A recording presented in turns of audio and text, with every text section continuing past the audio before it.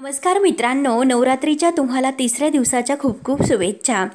घरोघरी मातीच्या चुली या मालिकेच्या आजच्या भागामध्ये मित्रांनो, आता जानकी आणि ऋषिकेश आता रूममध्ये असतात. कारण जानकी ऋषिकेशला बोलवायला आली असते की तुम्ही अजून तयार झाले नाहीत का. आणि तेवढ्यात ऐश्वर्याचा मोबाईल तिथे पडलेला असतो आणि आता ऐश्वर्याच्या मोबाईलवर त्या मास्कमॅनचा फोन आलेला असतो आणि तो फोन बोलता बोलता आता कट करतो कारण तो जानकीचा आवाज ओळखतो. त्यानंतर मात्र आता ऋषिकेश जानकीला म्हणतो की हे बघ, मी तुला अगोदरपासूनच सांगत होतो की ऐश्वर्या ह्या माणसाला मिळालेली आहे.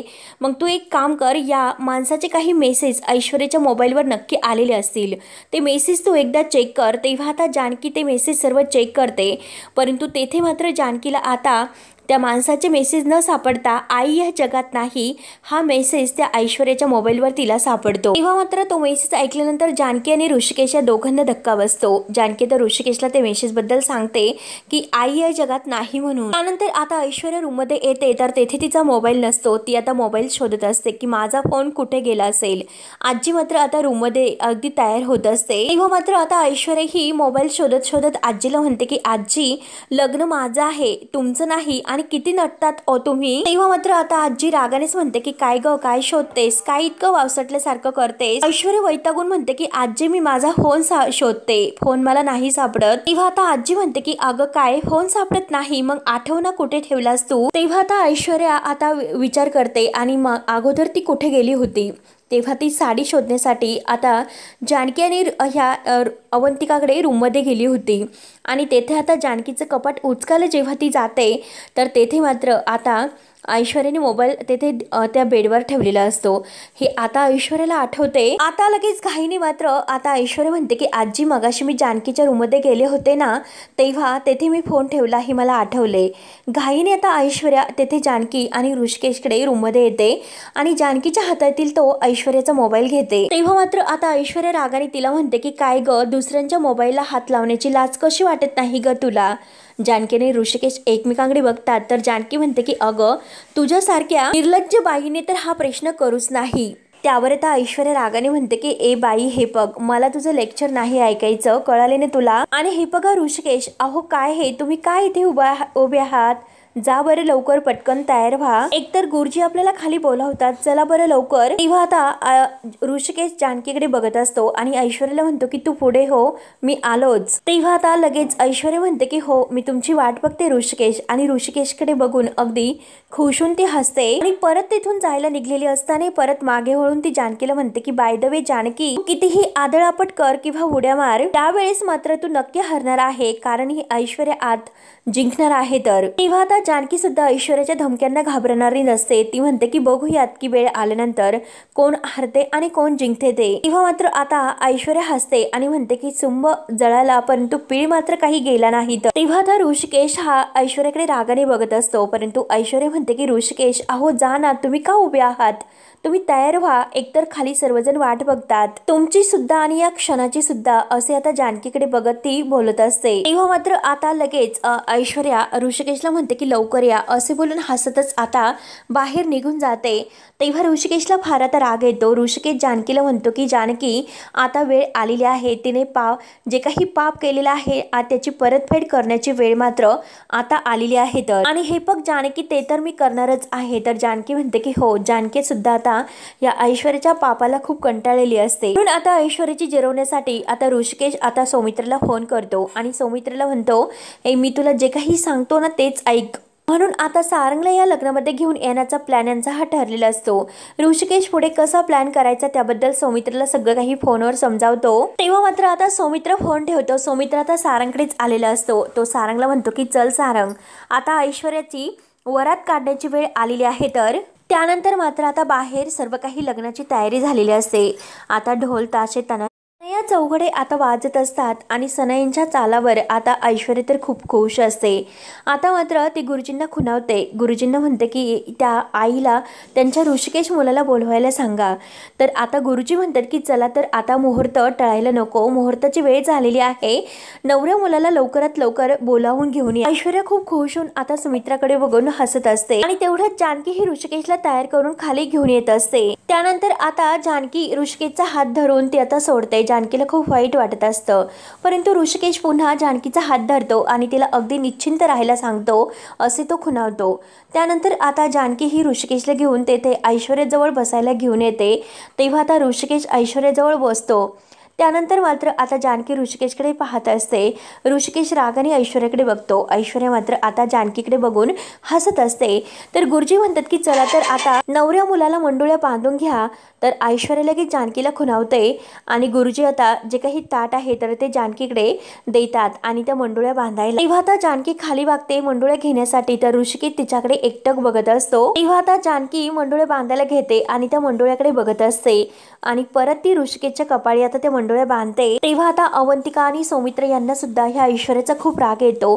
जानकीबद्दल त्यांना वाईट वाटत असतं। तर आता जानकी मंडोळ्या बांधता बांधता ऐश्वर्याकडे बघते, तर ऐश्वर्या तोरेतच हसून आता जानकीकडे बघत असते। परंतु काही क्षणात आता ऐश्वर्याची पूर्ण जिरणार असते। असा प्लॅन मात्र आता ह्या ऋषिकेश आणि जानकी यांनी केलेला असतो। त्यानंतर आता गुरुजी वधूवरांना एकमेकांच्या समोर उभे राहायला सांगतात। ऐश्वर्या तर अगदी खुश होऊन तयारच असते। तेव्हा गुरुजी दोन माणसाला अंतरपाठ धरायला बोलावतात, तर नाना आणि सौमित्र आता हा अंतरपाठ मध्ये धरतात। तेव्हा आता लगेच हे गुरुजी मंगलाष्टक म्हणायला सुरुवात करतात। तेव्हा आता गुरुजी मंगलाष्टक म्हणत असतात, तर आता सौमित्र आणि ऋषिकेश एकमेकांकडे बघत असतात। तेव्हा आता ऐश्वर्या तर खूप खुश असते। ऐश्वर्याला असं वाटतं की आता ऋषिकेश सोबत माझं लग्न पार पडलं म्हणून स्वतः ती मनात इतकी खुश होते आणि स्वतःलाच म्हणते की जानकीने कितीही प्रयत्न जरी केले तरी सुद्धा आता तेही लग्न नाही थांबू शकले। आज मात्र मी ऋषिकेशची बायको होणार आहे। आणि तेवढ्यात आता नाना हे सावधान म्हणत आता ऐश्वर्याच्या अंगावर अक्षता टाकतात। ऐश्वर्याला खूपच असा आनंद होतो। ती खुश होत अगदी आनंदाने नानांकडे बघत असते। इतका आनंद आज तिला होत असतो। तेव्हा आता अंतरपाठ हा मागे काढल्यानंतर ऐश्वर्या आता अगदी खुश होत वरमाला घालायला जाते, परंतु आता तेव्हा तिला समोर सारंग दिसतो। आता सारंगला बघितल्यानंतर ऐश्वर्याच्या पायाखालची जमीन सरकते। एक प्रकारचा मोठा धक्का आता शॉक ह्या ऐश्वर्याला बसतो। तर सारंग आता रागाने तिच्याकडे बघत उभा असतो। सारंगला बघून तर आजीला सुद्धा एक प्रकारचा खूप मोठा शॉक बसतो। सर्वजण आता हे बघून अगदी खुश होत असतात, कारण हा ऋषिकेश आणि सौमित्र यांचा हा प्लॅन असतो। सारंगला बघून ऐश्वर्या इतकी घाबरते, तिच्या हातातील जो हार आहे तर तो खाली पडतो आणि ती म्हणते की सारंग खूप घाबरते। तेव्हा मात्र आता ऐश्वर्या थरथर कापत विचारते की सारंग तुम्ही इथे कसे उभे आहात आणि तुम्हाला सगळ्यांना सारंग दिसतात का, असं आता अगदी घाबरतच ती विचारत असते। तेव्हा मात्र ऐश्वर्या बडबड करायला सुरुवात करते की आई आजी हे बघा, तुम्हाला इथे सारंग दिसतात का, तुम्हाला सगळ्यांना सारंग इथे दिसतात का, मग मलाच एकटीला का दिसतात, खरंच काही कळत नाही नक्की काय आहे हे। अगदी वेड्यासारखं बडबड तेच करत म्हणते की येथे सारंग आहे आणि तुम्हाला सारंग दिसतात का। तेव्हा आता सर्वजण ऐश्वर्याच्या ह्या कृतीवर हसत असतात। तेवढ्यात आता ऋषिकेश पडद्या मागून येतो आणि हो ऐश्वर्या असं जेव्हा तो म्हणतो तेव्हा आता ऐश्वर्याच्या पायाखालची जमीन सरकते। सारंग तर आम्हाला सगळ्यांना दिसतो असे जेव्हा आता ऋषिकेश म्हणतो तेव्हा आता ऐश्वर्याला आणखीन जबर धक्का बसतो। सर्वजण रागाने आता ह्या ऐश्वर्याकडे पाहत असतात। ऐश्वर्याची पूर्णपणे घाबरगुंडी उडालेली असते। ऐश्वर्या थरथर कापत डोळ्यामध्ये पाणी आणत आता विचारते तुम्हाला सगळ्यांना सारंग दिसतात का। तोंडातून आता शब्द निघत नसतो आणि इतकी घाबरलेली ती असते। तेव्हा आता जानकी पुढे येते आणि म्हणते की हो सारंग भाऊजी आम्हाला सगळ्यांना दिसतात। तेव्हा आता ऐश्वर्या अगदी डोळ्यामध्ये पाणी आणत म्हणते की नाही, तुम्ही सगळेजण खोटं बोलतात, कारण मला त्रास व्हावा यासाठी, आणि हे बघा मला माहिती आहे मला भास होतो आणि तुम्ही सगळेजण मुद्दाम माझ्याशी खोटं बोलतात असे म्हणून ती आता तोंडामध्ये मारून घेत असते। मला भास होतो आणि आई आणि नानांच्या समोर आपलं तोंड अगदी म्हणजे मारत येत असते आणि म्हणते की तुम्हाला दिसतात का सारंग येथे, आणि हे बघा आई मी तुम्हाला मागच्या वेळेस बोलले होते की गणपतीत मला सारंग दिसले, कीर्तनाच्या वेळी सुद्धा मला सारंग दिसले, तेव्हा तर तुम्ही मला म्हणाला होतात की नाही ते सारंग कुठेही नाही, मला भास होतात। मला आता सुद्धा भास होतो की नाही, आता सुद्धा मला भासच होतो इथे सारंग नाहीत। आणि आता आजी जवळ येते, आजीला म्हणते की आजी अगं मला भास होतात ना, सारंग इथे नाही ना, म्हणून पुन्हा आपल्या तोंडामध्ये मारून घेत असते। मला भास होतात, मला भास होतात, सारखी आता इकडे तिकडे अगदी वेड्यासारखं बोलत ती असते। की नक्कीच सारंग भाऊजी नाही, तुम्हाला सारंग भाऊजी दिसतात का? सारखी आता ऐश्वर्याची हीच बडबड सुरू असते. तर आता जानकी म्हणते की सारंग भाऊजी या जगात आहे आणि ते आता इथे सर्वांना सुद्धा दिसत आहे, ते तुझ्या समोर आहेत. सारंग फक्त आता तिचं जी ती अवस्था आहे, तिचं ते जे लबाड रूप आहे तर ते मात्र बघत असतो आणि तिच्याकडे फक्त शांतपणे रागाने तो बघतोय. अवंतिका आणि सौमित्र सुद्धा आता ऐश्वर्यावर हसत असतात. तर जानकी म्हणते की हो अगं ऐश्वर्या, हो हे खरं आहे, बघ ना अगं आई, नाना, सौमित्र भाऊजी, अवंतिका, मी आणि ऋषिकेश, आम्हाला सगळ्यांना आता सारंग भाऊजी दिसतात. तर अगं तू तुझ्या मैत्रिणींना विचार, त्यांना सुद्धा सारंग भाऊजी दिसतात, हो की नाही? दिसतात ना तुम्हाला सारंग भाऊजी? आता ऐश्वर्याच्या मैत्रिणी सुद्धा ऐश्वर्या प्रकारे एक असा शॉक त्यांना बसलेला असतो. आता सारंगला बघून त्या सुद्धा पूर्णपणे पायाखालची जमीन त्यांच्या सरकलेली असते. तेव्हा आता जानकी म्हणते की काय बोलतेस अगं ऐश्वर्या, तुझा आमच्यावर विश्वास नाही, एक काम कर, तू तू आजीच्या बोलण्यावर विश्वास ठेवशील ना? मग आता जानकी आजीला लगेच म्हणते की आजी अहो सांगा तुमच्या गुंडीला येथे सारंग भाऊजी आहेत की नाही, सांगा ना तिला खरं काय आहे ते सांगा. तेव्हा आता ऐश्वर्या आणखीनच घाबरते आणि म्हणते की आजी, आणि आता आजीला येऊन धरते, आजीला विचारते की आजी सांगा बरं, तुम्हाला येथे समोर सारंग भाऊजी दिसतात का? मी सांगते ना आजी, ह्या लोकांना इथे सारंग नाही, परंतु कोणीही माझ्यावर विश्वासच ठेवत नाही, मग तुम्हीच सांगा बरं येथे सारंग नाही म्हणून. तेव्हा आता सगळेजण ऐश्वर्याकडे बघत असतात, पण आजी सर्वांच्या समोर ऐश्वर्याला म्हणते की ऐश्वर्या अगं हा तुझा माझा भास नाही, नाही तू जे काही म्हणते ना सारंग नाही म्हणून, सारंग इथे आहे. आता हे ऐकल्यानंतर ऐश्वर्याला आणखीनच धक्का बसतो. अगं खरंच हा सारंग आहे आणि तो सुद्धा धडधाकट येथे उभा आहे आणि तो जिवंत आहे. ऐश्वर्या अगं लक्ष देऊन बघ, तो जिवंत सारंग आहे आपला सारंग. तेव्हा आता सर्वांना एक प्रकारचा म्हणजे जबर शॉक ह्या ऐश्वर्या तिच्या मैत्रिणींना आणि आजींना बसलेला असतो. तर जानकी आता खुश होत ऐश्वर्याला म्हणते अगं आता तरी तुझा विश्वास बसला ना, की आणखीन काही तुला पुरावा हवा आहे का? तेव्हा ऐश्वर्याला जानकीचा खूप राग येतो. आता ऐश्वर्या रागाने म्हणते की म्हणजे तू हे सगळं? तर जानकी म्हणते की हो ठरवून केलं. आणि काय ग ऐश्वर्या, तुला काय वाटलं होते नाटक फक्त तूच करू शकते, प्लॅन फक्त तुलाच जमतेत का? तेव्हा आता ऐश्वर्या खूप रडत असते. आता जानकी म्हणते ना हे सर्व आम्ही ठरवून केले, आमचा प्लॅन होता आणि प्लॅन फक्त तूच करतेस का? आम्हाला सुद्धा येतात ना प्लॅन करतात. तेव्हा आता ऐश्वर्याच्या डोळ्यातून पाणी येत असतं. ती सारंगला म्हणते की सारंग तुम्ही. तेव्हा सारंग तिच्याकडे रागाने बघत म्हणतो की मी जिवंत आहे, मला काही झालेलं नाही, आणि रागाने मात्र तो आपल्या हातातील हार आहे तर तो ऐश्वर्याच्या पायाशी फेकून देतो. तेव्हा आता ऐश्वर्या पुन्हा रडण्याचं नाटक करते आणि अगदी तिला आनंद झालेला आहे असं ती आता सारंगला दाखवते. सारंगला म्हणते की सारंग म्हणजे तुम्हाला काही झाले नाही तर तुम्ही जिवंत आहात का? आणि देवाने तुम्हाला वाचवले, खरंच माझे सारंग जिवंत आहे, जिवंत म्हणून देवाला हात जोडण्याचं नाटक करते. आणि आता देवाला हात जोडण्याचं नाटक करते की म्हणजे देवा माझं कुंकू पुसलं नव्हतं तर माझे सारंग जिवंत आहे तर, आणि हे बघ देवा, अरे तुझे हे उपकार मी कधीच विसरणार नाही. आता सारंग समोर आता नाटक करायला घेते आणि ही माझ्यासाठी किती मोठी बातमी आहे की माझे सारंग येथे माझ्यासमोर उभे आहे. तर अगदी आनंद झाल्यासारखा ती मात्र उड्या मारायला सुरुवात करते. तर सारंग म्हणतो की ऐश्वर्या अहो ऐश्वर्या, मी जिवंत असण्याचा तुम्हाला इतका मोठा आनंद झालेला आहे का? तेव्हा आता ऐश्वर्या हात जोडते आणि म्हणते की हो सारंग. तर सारंग विचारतो की मग इतका आनंद तुम्हाला झाला तर माझ्या भावाशी तुम्ही लग्न का करत होता? तेव्हा आता ऐश्वर्याला काय उत्तर देऊ आणि काही नाही हे सुचत नाही. सर्वजण आता ऐश्वर्याच्या या ढोंगी स्वभावाकडे बघायला सुरुवात करतात, कारण किती खोटी ऐश्वर्या आणि किती नाटकी आहे हे आज ह्या ऐश्वर्याचं खरं रूप सगळ्यांना पाहायला मिळतं.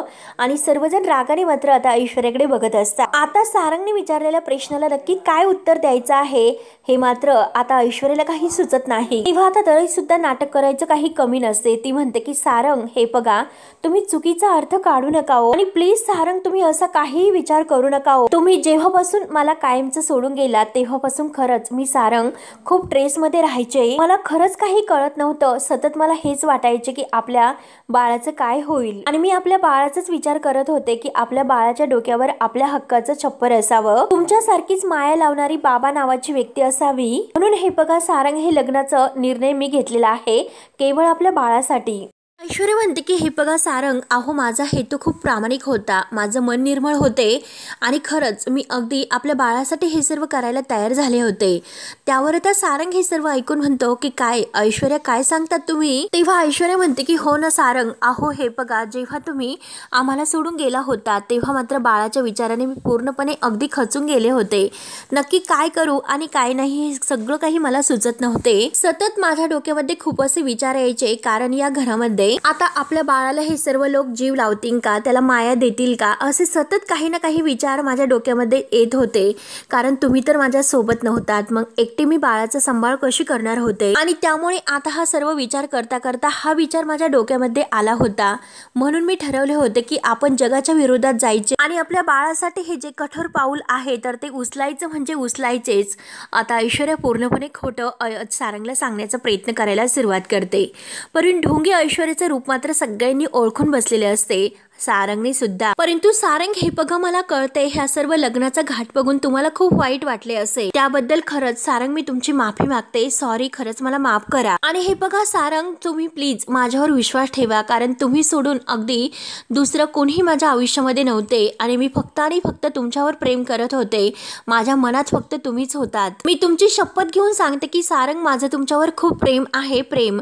आणि लगेच ती सारंगच्या जवळ यायचा प्रयत्न जेव्हा करते तर सारंग लगेच रागाने तिला बाजूला झिडकारतो आणि बाजूला हो चल असं म्हणतो. सारंग रागाने म्हणतो की नाटकं बंद कर तुझी, आणि काय ग ऐश्वर्या, तुला आम्ही मूर्ख वाटलो का?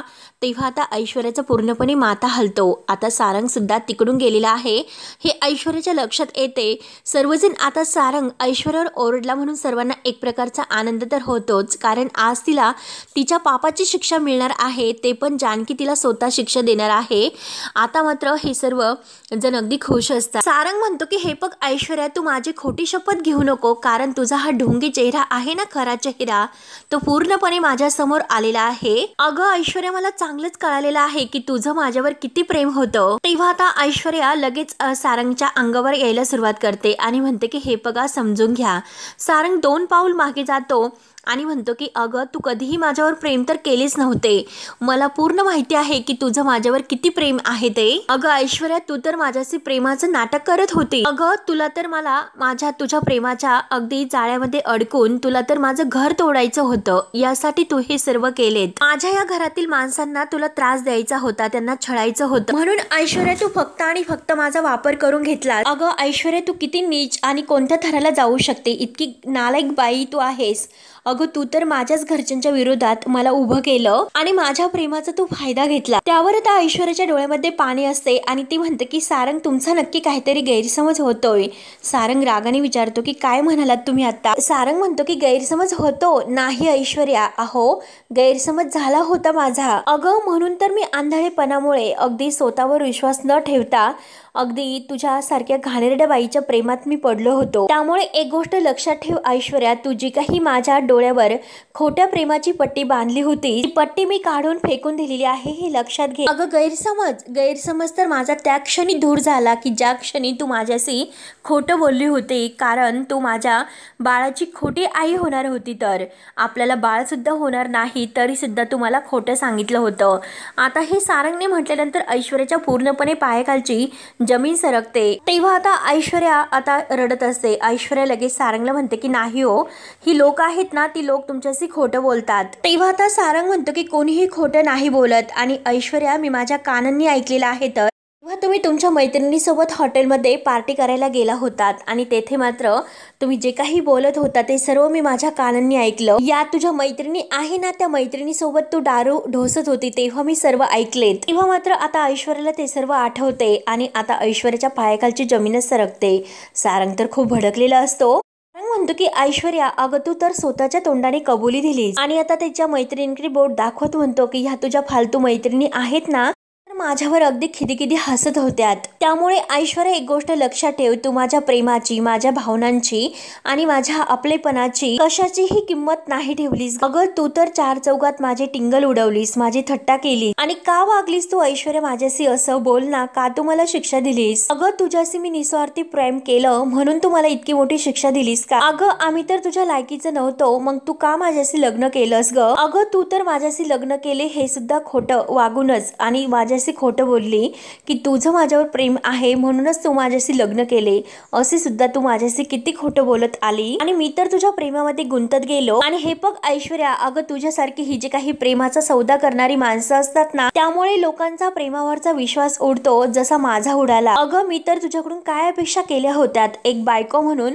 त्या बदल्यात फक्त तुझ्याकडून मला बायकोचं प्रेम हवं होतं. अगं तुझ्या ह्या खोट्या प्रेमासाठी मी माझ्या माणसांना सुद्धा तोडलं, त्यांच्याशी वाईट वागलो. पण एक गोष्ट लक्षात ठेव अगं ऐश्वर्या, माझ्या माणसांनीच मला जवळ केले ग. ते जर माझ्या आयुष्यामध्ये नसते तर मी माझ्या जीवाचं काय बरं वाईट केलं असतं हे माझं मला सुद्धा माहिती नाही ऐश्वर्या. तेव्हा आता सारंग ही म्हणजे खूप रडत असतो, तर जानकी सारंगच्या खांद्यावर हात ठेवून सारंगला आधार देते आणि ऋषिकेश सुद्धा. तेव्हा सुमित्रा पुढे येते. सुमित्रा म्हणते की सारंग, अरे काय हे, अरे ह्या नीच बाईसाठी तू जीव देण्याचा प्रयत्न करत होतात का? अरे हिची लायकी तरी आहे का तुझं प्रेम मिळवण्याची? अरे तू तर भोळा होता आणि तुझ्या भोळेपणामुळे तू हिचं खरं रूप नाही ओळखू शकला. हे बघ सारंग, अरे ह्या नीच बाईसाठी तू आता स्वतःचा जीव देण्याचे असले वेडे विचार मनात सुद्धा आणायचे नाहीत. त्यावर आता ऐश्वर्या जबर शॉकिंग झालेली असते, कारण आता सारंग तर पूर्णपणे आहे बदललेला, तर आता सुमित्रा सुद्धा आता बदललेली आता ह्या ऐश्वर्याला दिसून येते. ऐश्वर्या रडण्याचं नाटक करते आणि म्हणते की आई, अहो तुम्ही प्लीज असं बोलू नका,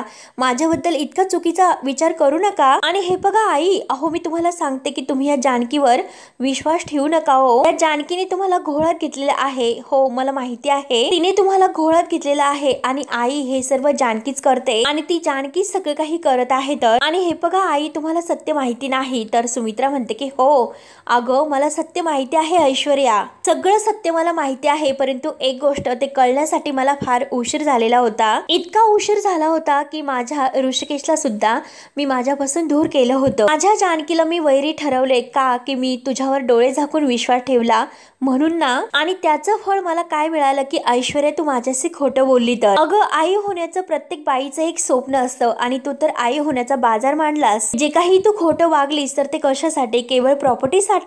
अगं आम्हाला सगळ्यांना फसवून तू प्रॉपर्टी आहे तर ती सगळी एकटीच्या नावाने केली आणि तू आम्हाला फसवलं. तेव्हा आता ऐश्वर्या अगदी रडतच म्हणते की आई नाही हो, असे काही नाही, मी तुम्हाला नाही फसवले, तुमचा काहीतरी गैरसमज होतोय. त्यानंतर आता जानकी पुढे येते. जानकी म्हणते की अगं किती खोटं बोलशील. अगं चोर सुद्धा त्याची चोरी पकडले गेल्यानंतर त्याचा गुन्हा कबूल करतो. अगं तू तर कुठल्या अगदी मातीची बनलेली आहे ग. अगं जे प्रॉपर्टीचे पेपर्स आहेत ते खोटे बनवलेले, ते सगळे पेपर्स आमच्याकडे आहेत सुद्धा आणि ते प्रॉपर्टीचे खोटे पेपर सुद्धा सगळ्यांनी बघितलेले आहेत. तर जानकी म्हणते की नानांनी सुद्धा. तेव्हा आता नाना लगेच पुढे येतात. नाना आता ऐश्वर्याला विचारतात की ऐश्वर्या अगं काय झाले? हे सगळं ऐकल्यानंतर तुझ्या पायाखालची जमीन सरकलीस का? अगं हे बघ आमचं सुद्धा तेच झालं होतं. अगं आमचा सुद्धा विश्वासच बसत नव्हता, पण जेव्हा आता खरं जे आहे ते आमच्या लक्षात आल्यानंतर आम्हाला खरे कळले. आणि हे बघ तुझा बाप आहे ना तो सयाजी, तो तर तुझ्यापेक्षा कितीतरी पटीने चांगला होता ग. अगं त्याची दुश्मनी तर समोरासमोर होती आणि तू तर कितीतरी खालच्या पातळीला जाऊन वागलीस. अगं ज्या ज्या लोकांनी तुझ्यावर विश्वास ठेवला ना त्या सगळ्यांच्या पाठीवर तू खंजीर खुपसलास. तेव्हा आता जानकी रागाने ऐश्वर्याकडे बघत असते आणि ऐश्वर्याची पूर्णपणे आज त्यांनी जिरवलेली असते. तेव्हा मित्रांनो शेवटी हा भाग येथे संपतो. पुढील भागामध्ये जानकी ऐश्वर्यावर धावून येते आणि म्हणते की तू तर आम्हाला आमच्या कुटुंबाला उद्ध्वस्त करायला या घरात आली होती, तू तर तोडायला या घरात आली होती ना, मग आता मी तुला तोडेल. म्हणून आता एक काठी ती ऐश्वर्याच्या अंगावर फेकते. ऐश्वर्या ती काठी हातात धरते आणि जानकी सुद्धा एक काठी घेते आणि तू केलेल्या प्रत्येक गुन्ह्याचाही हिशेब जानकी चुकता करणार आहे. म्हणून जानकी आता ऐश्वर्याला एका काठीत ढकलून देते आणि जोरात आता तिला अगदी लाथ देऊन खाली पाडते. तेव्हा आता ऐश्वर्या खाली पडलेली असते. जानकी परत दुर्गा बनून आता तिच्यावर अगदी अंगावर धावून जाते आणि आता ऐश्वर्याला अगदी हाताला धरते आणि तिला अगदी फरफटत बाहेर घेऊन येऊन ढकलून देते आणि म्हणते की तुझी जागा ऐश्वर्या कायमची इथेच आहे, त्यामुळे आता मात्र यापुढे तुला या घरामध्ये जागा नाही. तेव्हा मात्र आता ऐश्वर्या ही बघतच उभी असते. तर मित्रांनो पुढे काय होईल हे बघण्यासाठी आता आपल्या चॅनलला नक्की सबस्क्राईब करत राहा. धन्यवाद.